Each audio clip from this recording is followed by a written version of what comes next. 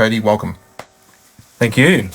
We just wanted to have a chat today about your career and how you got here and basically where you started, how you started, what made you want to get into this industry. So, I mean, we'll start with, I guess, where you were born and the surroundings that you grew up with. Grew up in Gladstone in central Queensland, which is kind of just more of a mining town and lots of industry and that sort of thing. And I just got into music around 11. I mean, I'd always loved it when I was a kid.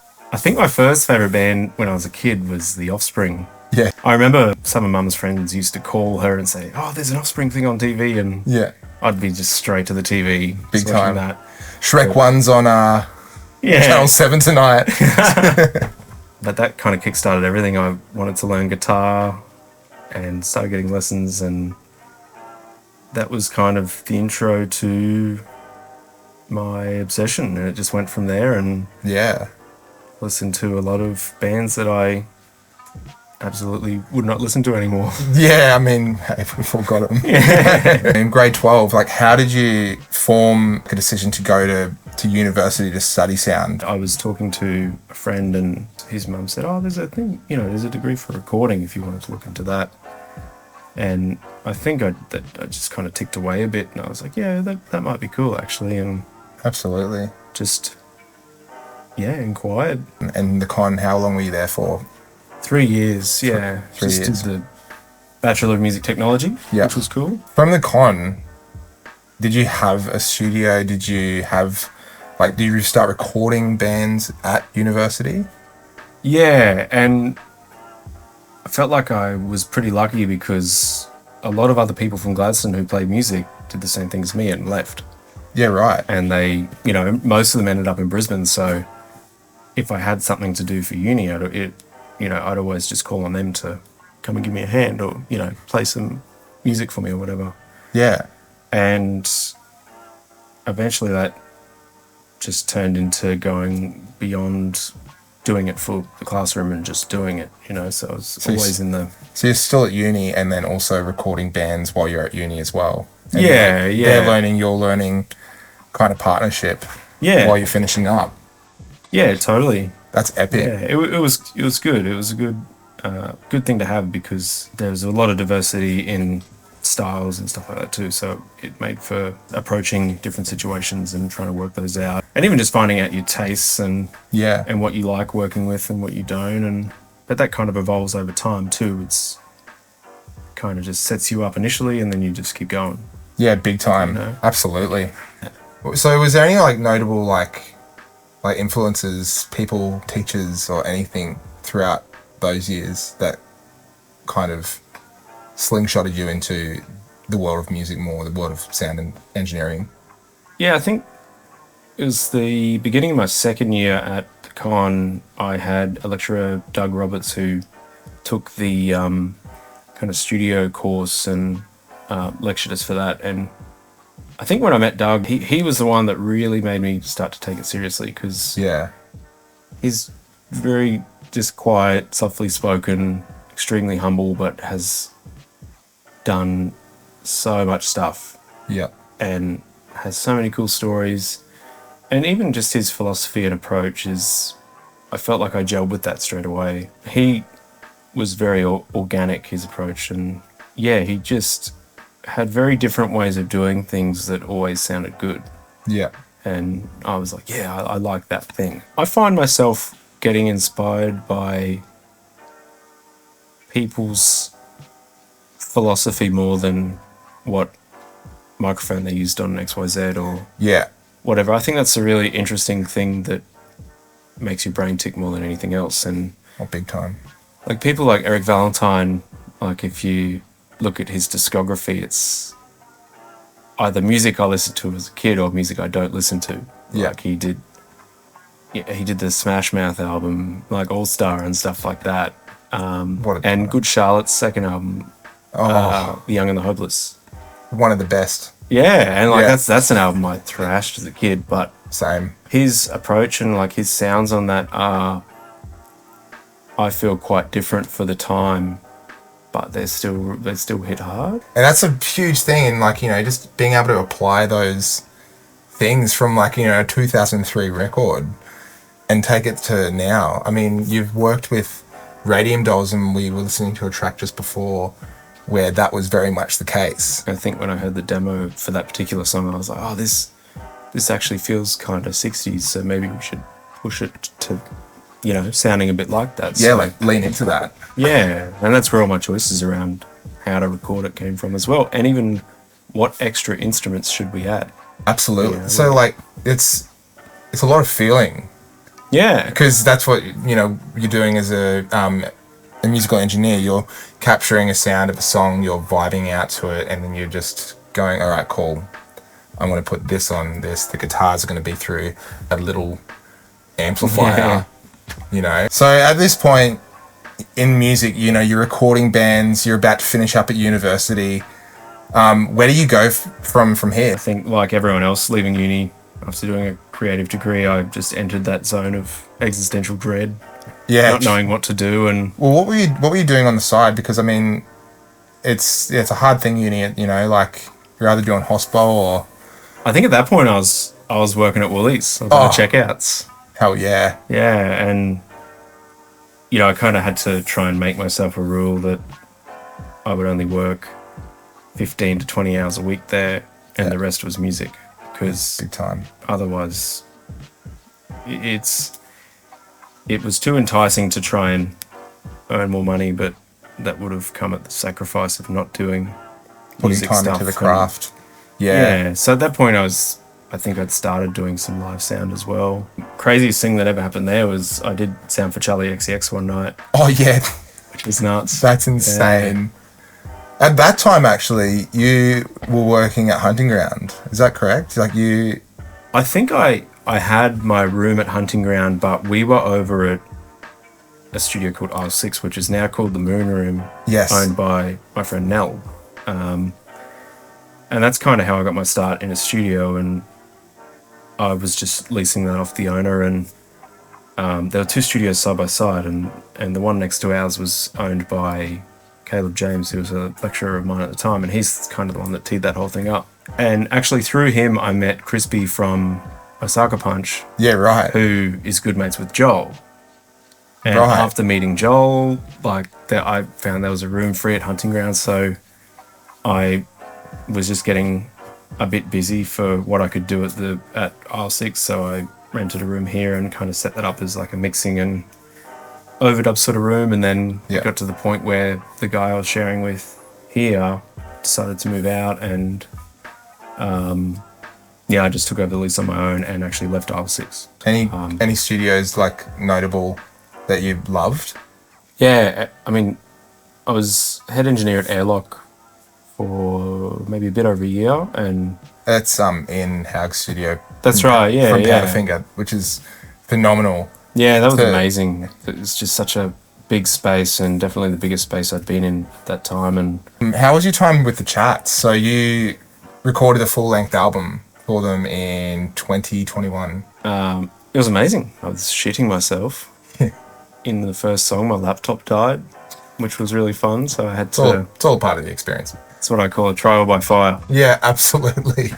And then I think we tracked the kind of beds for 2 or 3 songs, and Eamon said, "All right, let's go to the RSL."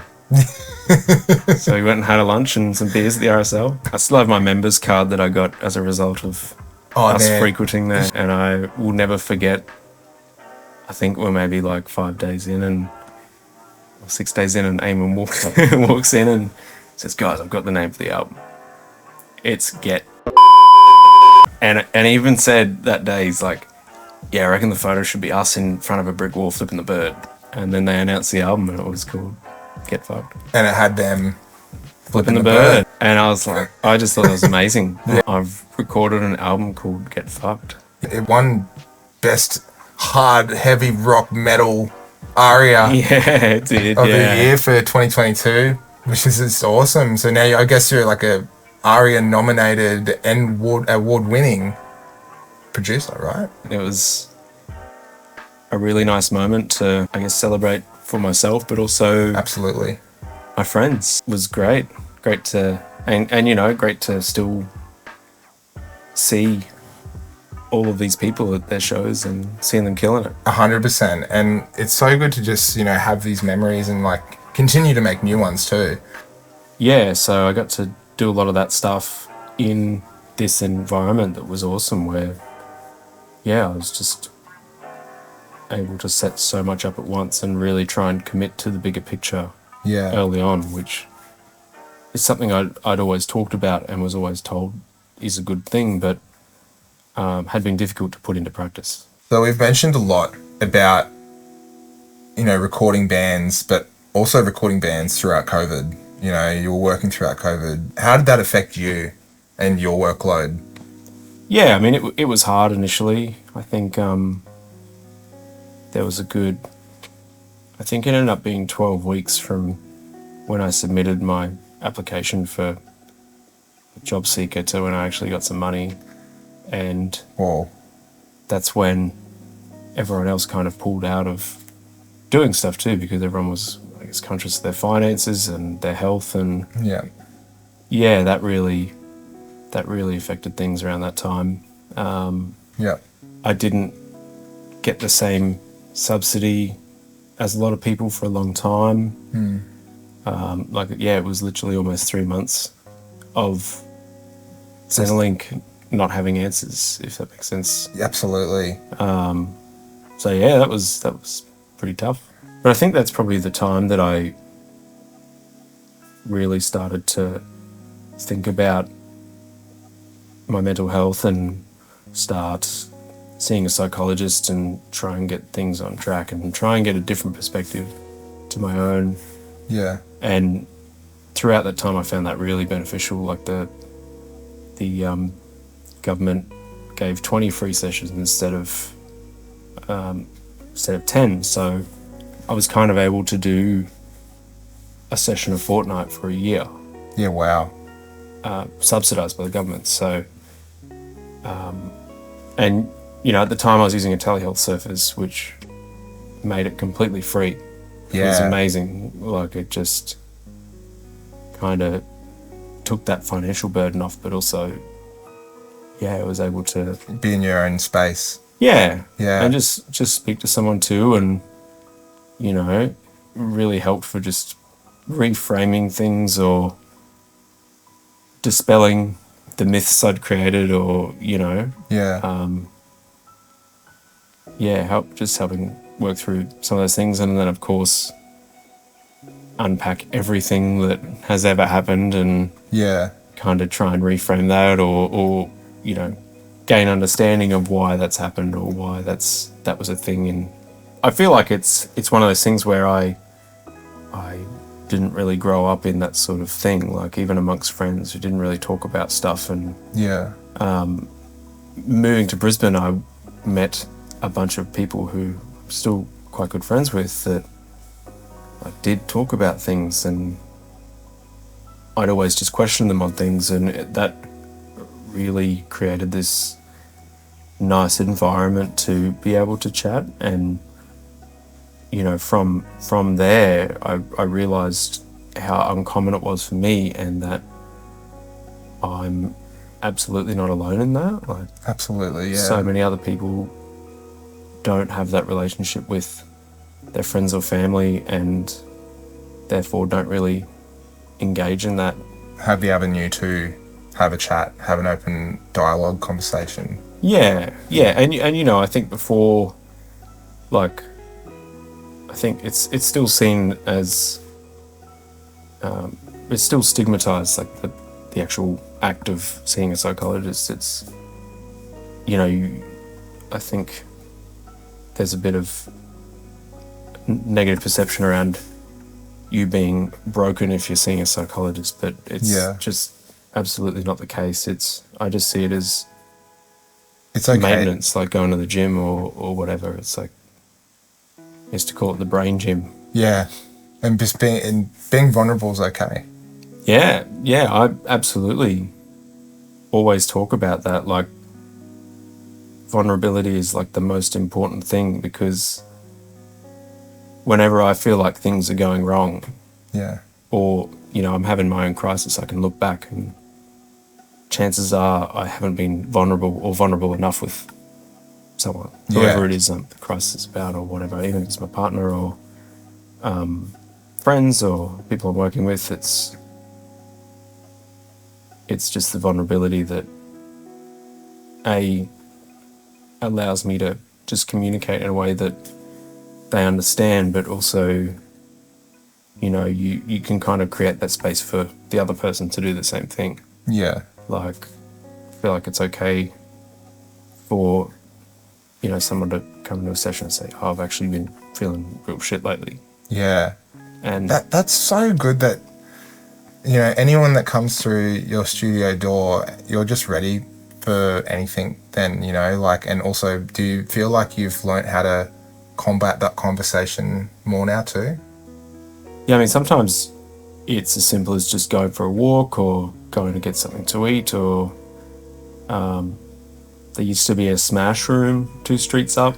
Oh, true. So one time I went there with someone, and in those times I just try and create the space for the person to be vulnerable in, and, you know, if they don't want to talk about it, or if you sense that they don't, you know, they don't really want to let you know what's going on, which is fine.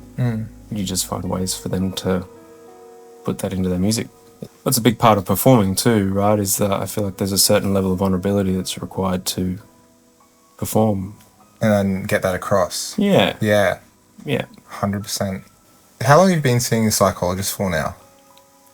So probably for about almost, it'd be 3 years. Yeah, it'd be over 3 years now.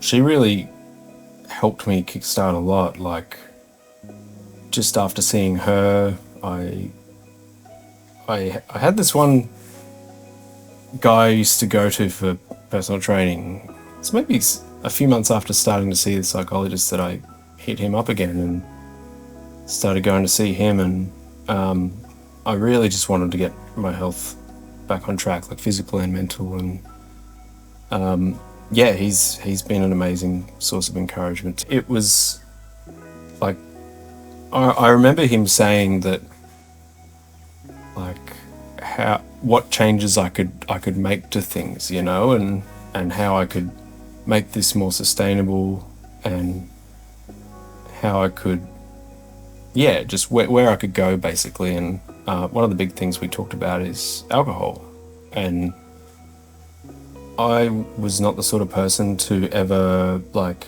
you know, have daily beers or anything, but I would binge drink. And when I drank for an occasion, a party or whatever, I drank a lot. And I think just the kind of social element of music and the music industry often was the thing that incited a lot of that for me. And yeah, after having a quick chat to him about it, that was the call I made, was to have a year off booze and just see how I go. And looking back, it's probably one of the best things I've ever done, because it completely changed my relationship with alcohol. Yeah. Like, I like having a drink every now and then, but, you know, it's very rare that I have a binge, and when I do, I know I always have that same feeling that maybe it did get a little out of hand for me, and that's okay. Like, it's, you know, I never punish myself too much for that. It's just, I just have to be aware of it, because... And there was a time where you thought, like, you know, you were meeting up with your personal trainer and that was on the platter to go, you know, like that was one of the things that would help you progress.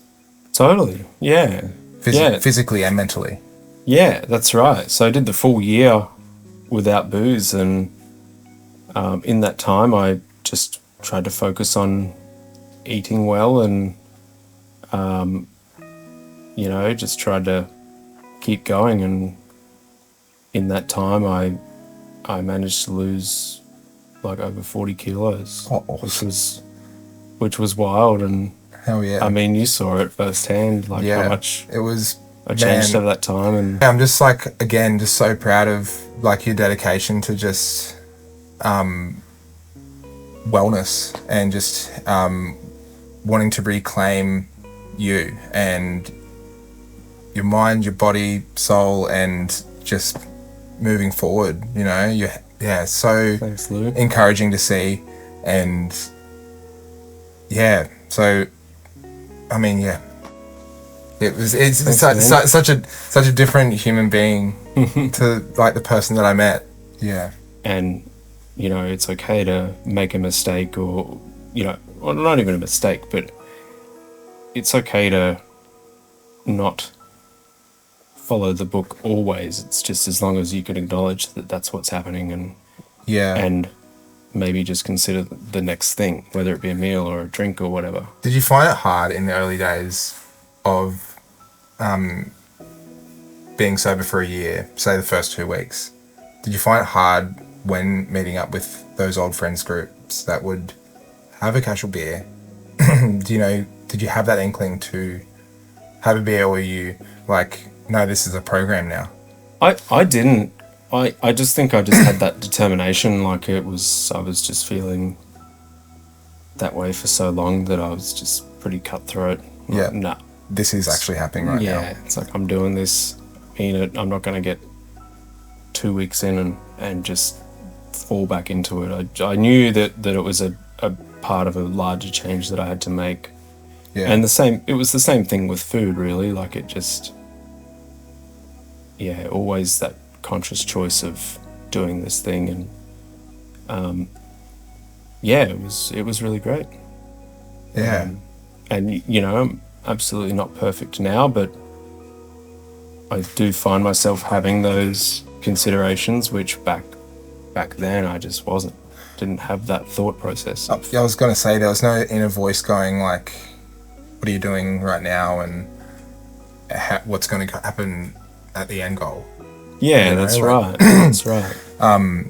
Which is such a good inner voice to have chats with yourself and check in, as you did in a big way.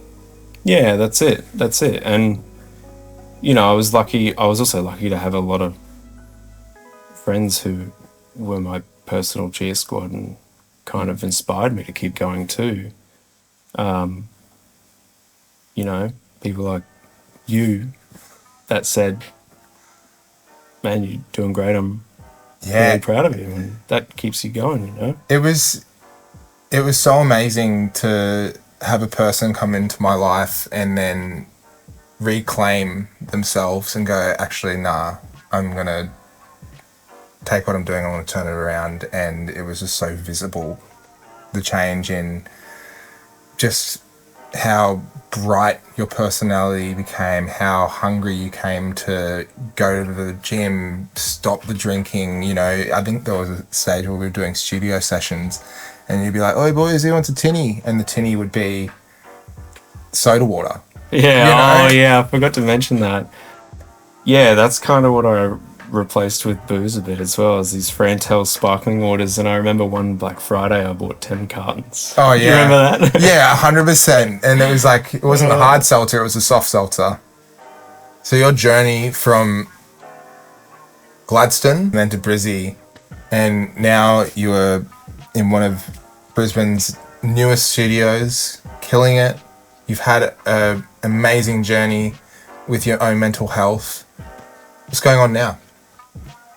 Yeah, so it feels just like a continuation of all that stuff still. We built the studio, which was a crazy process, like so much planning, and then the build just took so much longer than we anticipated.